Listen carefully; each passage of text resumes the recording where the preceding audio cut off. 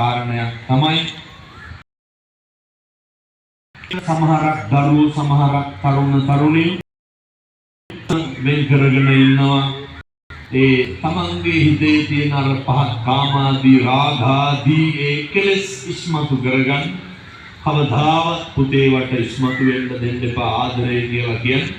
මහා උත්තරීතර හැඟීමක් කවදාවත් ආදරය තුල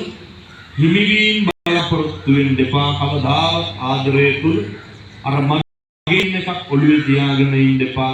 ආදරය තුල ලොකු ගෞරවයක් තියෙන්න ඕන ආදරය තුල ලොකු මෛත්‍රියක් තියෙන්න ඕන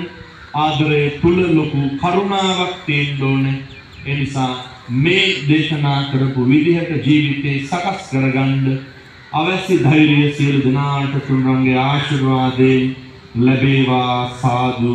කියලා ප්‍රාර්ථනා කරමි. ඒ වගේම